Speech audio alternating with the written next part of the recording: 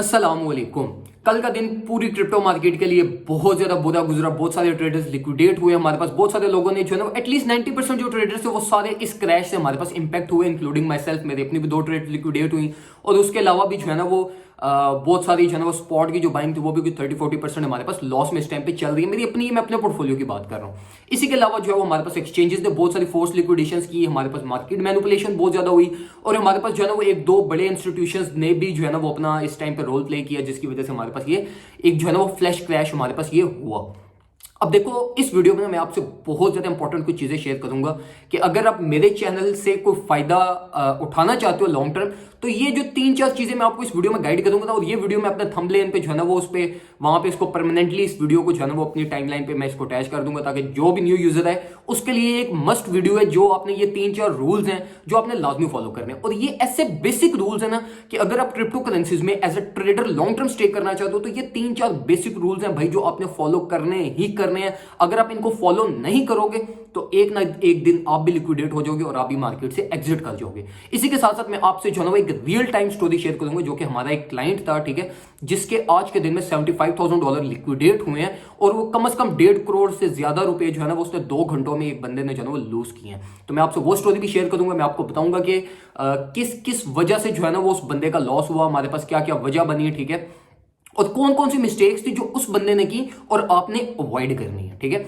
हम स्टार्ट करते हैं डायरेक्टली। अगर हम सबसे पहले डिस्कशन करेंगे जो हमारे साथ आज के जो हमारे क्लाइंट था जिसने $75,000 लूज किया, उसकी मैं आपको सबसे पहले स्टोरी बताता हूं। अब ये हमारे एक ना हमारे क्लाइंट था, ठीक है, इसी प्रीवियस मंथ में हमारे साथ ज्वाइन हुए थे, ठीक है। उनके एक ट्रेड ऑलरेडी $25,000 तो उनके मेरे ख्याल में कुछ पहले ही डॉज में स्टक थे, ठीक है। अब उन भाई की पता क्या सबसे बड़ी जो मिस्टेक थी उन भाई ने की, वो क्या थी कि वो भाई हमारे जो हम उनको इंडिकेशंस प्रोवाइड करते थे ना, वो भाई उनको इंप्लीमेंट नहीं करते थे, ठीक है। वो जस्ट हमसे मार्केट अपडेट, हमसे टीए पूछते थे कि भाई क्या कुछ सिम्टम्स है मार्केट में, क्या सिचुएशन है, हम वो चीज उनको गाइड कर देते थे। अब उन भाई ने ना एक सबसे बड़ी गलती पता क्या की थी अपने पोर्टफोलियो में, सारे का सारा बैलेंस था उनका फ्यूचर्स ट्रेड में, मतलब स्पॉट में कुछ भी बाइंग नहीं की थी, सारा उनका जो था ना वो फ्यूचर्स ट्रेड में था। अब फ्यूचर्स ट्रेड में उन्होंने एक और गलती क्या की हुई थी कि उनकी 12-13 पोजीशंस ओपन थी, ठीक है। अब 12-13 पोजीशंस में सिर्फ 2 पोजीशंस ऐसी थी जिसमें एक पोजीशन 40x लिवरेज के साथ थी और एक पोजीशन कोई 20x और बाकी जो है ना वो कुछ 5-6 और इस तरह मतलब कम लिवरेज के साथ भी पोजीशंस थी। अब देखो ये इतनी बड़ी मिस्टेक है ना कि अगर आप जो है वो देखो, बहुत सारे लोग कहते हैं कि बड़े पोर्टफोलियोज लिक्विडेट नहीं होते। भाई बड़े पोर्टफोलियो सबसे पहले लिक्विडेट जो होते हैं ना वो बड़े पोर्टफोलियोज होते हैं। वेल्स और जो इंस्टीट्यूशंस होते हैं ना, इनके जो टारगेटेड पोर्टफोलियोज होते हैं ना, ये हमारे छोटे मोटे पोर्टफोलियोज नहीं होते। इनके टारगेटेड पोर्टफोलियोज होते हैं ये 75,000 हो गए या 1 मिलियन हो गए या $1 लाख, जो इस रेंज में पोर्टफोलियोज होते हैं ना, ये टारगेट इन पोर्टफोलियोज को करते हैं, हमें नहीं करते। हम तो वैसे ही साथ जो है ना वो ये क्रैशेस में हम रगड़े जाते हैं, ठीक है। अब देखो इनकी मिस्टेक ये थी कि इनके पास सबसे जो कॉमन मिस्टेक थी वो ये थी कि 12-13 पोजीशंस ओपन थी। तो भाई ये मिस्टेक आप कभी भी नहीं करते। मैं आपको 1000 दफा समझा चुका हूं कि कभी भी जब भी आपके पास मार्केट में कोई भी कंफ्यूजन हो ना, एमएस पे मैस हो या आपके पास कोई ऐसा इंडिकेशन हो जो आपको जो है ना वो एक नेगेटिव रिजल्ट दे रहा हो, तो भाई आप कभी भी अपना सारा पोर्टफोलियो एक ट्रेड में थ्रो इन नहीं करते। मैं पता नहीं कितनी दफा ये बात आप लोगों को समझाऊंगा, कभी भी अपना सारा पोर्टफोलियो एक ट्रेड में थ्रो इन नहीं करते। हमेशा अपना पोर्टफोलियो 50% डिवाइड कर दो, 50% पोर्टफोलियो को एज अ स्पेयर रख दो, ठीक है। ये इन क्रैशेस के लिए, इस तरह की मार्केट सिचुएशन के लिए, इसमें आप इनकी बाइंग करते हो, ठीक है। और जो 50% होता है इसमें से आप क्या करते हो, 30% आप स्पॉट में भेज देते हो, 20% से सिर्फ आप फ्यूचर्स ट्रेड करते हो, ठीक है। तो इस तरीके से अगर आप मार्केट में चलोगे तो तब आप सक्सेसफुल होगे और क्रिप्टो ट्रेडिंग में लॉन्ग टर्म स्टे कर सकोगे। वरना आप जो है ना वो एक दिन बच जाओगे, 2 दिन बच जाओगे, 3 दिन बच जाओगे, किसी ना किसी दिन आप मार्केट की ऐसी जो है ना वो पकड़ में आओगे और आप जो है ना वो लिक्विडेट हो जाओगे। दूसरी जो मोस्ट कॉमन मिस्टेक आप लोग करते हो वो ये होती है कि आप हाई लेवरेज यूज करते हो। मैं आपको बहुत दफा ये भी चीज समझा चुका हूं कि भाई हाई लेवरेज कभी भी यूज नहीं करते। मैक्सिमम लेवरेज जो आपने यूज करनी है वो into 3 या into 5। एक दिन में ना तो आप मिलियनेयर बनोगे ना कोई और बनेगा, और ये क्रिप्टो की मार्केट कहीं पे नहीं जा रही, ठीक है। तो बेफिक्र हो के जो है ना वो ये मत सोचो कि भाई कल के दिन क्रिप्टो मार्केट होगी या नहीं। तो भाई आराम सुकून से इसको लेकर चलो, एज अ कैरियर लेके चलोगे तो इसमें सक्सेसफुल होगे। वरना अगर ये कि मैं जस्ट ये अगर आपका गोल है कि मैंने गाड़ी बनानी है या मैंने घर लेना या कुछ ये लेना, तो फिर ये लालच के चक्कर में ना आप एक ना एक दिन लिक्विडेट होगे और आप मार्केट से एग्जिट कर जाओगे। ये चीज गारंटीड है। मैं आपको 110% इस चीज की जो है ना वो मेरे से आप स्टॉर्म करवा सकते हो, ठीक है। अब जो तीसरी मिस्टेक आप लोग करते हो वो ये करते हो कि अगर इन केस कोई भी टेक्निकल एनालिस्ट, कोई भी रिसर्चर या कोई भी आपने सिग्नल्स ग्रुप ज्वाइन किया हुआ है तो भाई उसको ब्लाइंडली फॉलो नहीं करते, ठीक है। अगर वो आपको बाइंग का भी कह रहा है ना, तो बाइंग का एक तरीका होता है, ठीक है। बाइंग का तरीका ये होता है कि आप हमेशा से 10% 20% या 15% बाय करते हो। कभी भी जो है ना वो अगर 20% पोर्टफोलियो आपका फ्यूचर्स ट्रेड में, तो आप इस 20% का 10%, 15%, 20% ये इस तरीके से बाइंग की जाती है। ये नहीं की जाती कि अगर जो है ना वो आपके फ्यूचर्स वॉलेट में $10,000 पड़े हुए हैं तो आप वो 10,000 का 10,000 एक ही ट्रेड में लगा दो। नहीं, ये आपकी सबसे बड़ी बेवकूफी होती है, जो आपको जो है ना वो सबसे ज्यादा आपके लिए मेस क्रिएट करेगी और आप जो है ना वो एक ना एक दिन लॉस कर जाओगे। तो ये 2-3 जो है ना वो सिंपल सी टिप्स होती हैं भाई, इनको फॉलो किया करो। अगर आपकी लेस लिवरेज हो तो आप मार्केट में longer period of time stay कर सकते हो, ठीक है।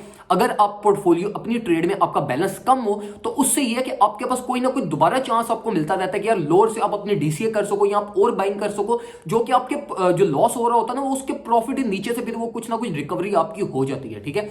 और तीसरी ये सबसे बड़ी जो आप लोग गलती करते हो वो यही करते हो कि सारा पोर्टफोलियो एक ट्रेड में थ्रो इन कर देते हो, तो ये कभी भी आपने नहीं करना होता। अगर हम मार्केट अपडेट की बात करें तो मार्केट अपडेट इस टाइम पे कुछ भी नहीं है। बहुत सारे लोग कहते हैं कि भाई टीए वर्क नहीं करता या टीए कुछ भी नहीं होता। भाई टीए होता है, ठीक है।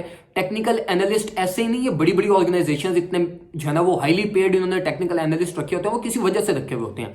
अब देखो जब ये बुल्स और वेल्स मार्केट में एक्टिवेट हो जाती है ना, तो फिर टीए नो डाउट नहीं वर्क करता, क्योंकि at the end of the day वही बंदा जीतता है जिसके पास मार्केट का कंट्रोल है, और मार्केट का कंट्रोल उनके पास है जिनके पास सबसे ज्यादा पैसे हैं, ठीक है। अब देखो यार हमारे टीए क्या वर्क करेगा, अगर फॉर एग्जाम्पल कुछ 10 बिलियन 20 बिलियन डॉलर का बीटीसी अगर सेल होने आ गया मार्केट में, तो ये फिर टीए क्या चीज है, मतलब उसके पीछे फिर टीए क्या रह जाता है, ठीक है।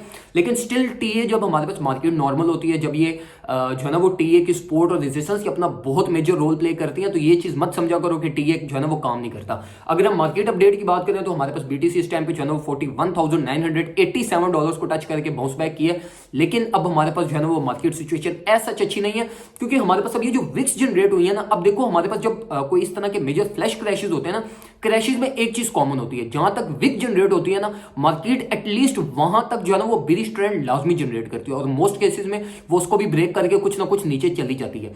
तो मैं अगर जो है वो लॉन्गर पीरियड ऑफ टाइम अगर आप कुछ इन्वेस्ट करना चाहते हो तो मैं आपको रिकमेंड नहीं करूंगा कि आप जो है ना वो अभी इन्वेस्ट करो, क्योंकि जिस तरीके से हमारी विक जनरेट हुई है, अब ये सारी फॉलिंग वेजेस हैं, ठीक है। अब 4 आवरली चार्ट से मार्केट उठ के डेली चार्ट में चली गई है, ठीक है। तो अब डेली चार्ट में हमारे पास सिर्फ एक इंडिकेशन इस टाइम पे नजर आ रही है, वो ये कि 1-2 कैंडल्स और हमारी जो है वो डेली रेड की जनरेट होंगी, जिसके बाद कुछ अगर रिवर्सल होता है या अगर कोई भी हमारे पास न्यू अपडेट आएगी तो उसके अकॉर्डिंगली फिर हम आपको भी अपडेट करेंगे। लेकिन अगर हम डेली चार्ट और 4 आवरली चार्ट के अकॉर्डिंगली अभी देखें तो हमारे पास एक्सपेक्टेशन यही है कि मार्केट जो है ना वो कुछ साइडवेज चॉपी मूवमेंट लेके दोबारा 41,000 जहां पे हमारी विक क्लोज हुई है, जहां पे हमारी विक जो है वो टच करने आई थी, वहां तक कुछ ना कुछ हमारी मार्केट आ सकती है। लेकिन स्टिल जो मार्केट प्राइस टैग भी है, ये भी एक अच्छा एंट्री पॉइंट आपका हो सकता है अगर आप जो है वो स्विंग ट्रेड हो तो, क्योंकि देखो बाइंग किए बगैर आप नहीं रह सकते मार्केट में, ठीक है। मैं आपको हमेशा यही रिकमेंड करूंगा, जो भी प्राइस चल रही होगी मैं आपको हमेशा से यही कहूंगा कि भाई बाय लाजमी करो, ठीक है। अब ये बाइंग का तरीका है ना कि बाइंग आपने कितने परसेंट करनी है, अब देखो किस तरीके से मार्केट की चांसेस, अब देखो आप 50-50 है,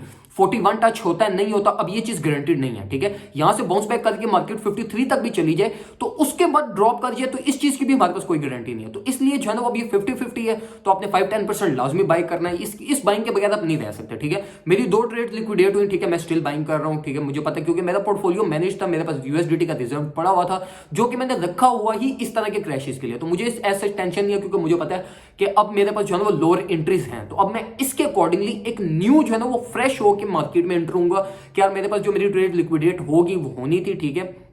अब जो है ना वो एक फ्रेश मार्केट में एंट्री लूंगा, जिसकी बेसिस पे फिर मैं जो है ना वो 10% करके या 15% करके जो जिस तरीके से मैं मैनेज करूंगा अपनी चीजों को अपने पोर्टफोलियो के अकॉर्डिंगली, इसी तरीके से आप भी अपनी चीजों को मैनेज करो ताकि आप लोग जो है ना वो प्रॉफिट बना सको, ठीक है। अगर आप जो है वो जस्ट यही वेट करते रहोगे कि हम परफेक्टली मार्केट में एंटर हो, तो वो भी कभी भी नहीं होने वाला, ठीक है। बहुत सारे लोग $49,000 का वेट कर रहे थे, ठीक है, कि 49 से एंट्री लेंगे। अब वो 49 से जिनके ऑर्डर्स एग्जीक्यूट हुए हैं वो भी इस टाइम पे लॉस में चल रहे हैं, ठीक है। तो ये चीज कोई गारंटीड नहीं है आपके पास कि आपके जो है ना वो क्रिप्टो की मार्केट आपको धचका नहीं देगी, क्रिप्टो की मार्केट हर बंदे को धचका देती है, ठीक है।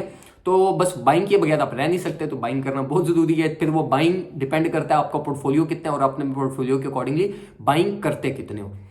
ये कुछ इन्फॉर्मेशन थी जो मैं आपसे शेयर करना चाहता था। उम्मीद करता हूँ आपको वीडियो पसंद आई होगी। वीडियो को लाजमी लाइक करना है, कमेंट सेक्शन में कोई और चीज पूछना चाहते हो मेरे से वो पूछो, और चैनल को सब्सक्राइब लाजमी कीजिएगा। थैंक यू सो मच, अपना ख्याल रखिए, दुआओं में याद रखिएगा मुझे। अल्लाह हाफिज।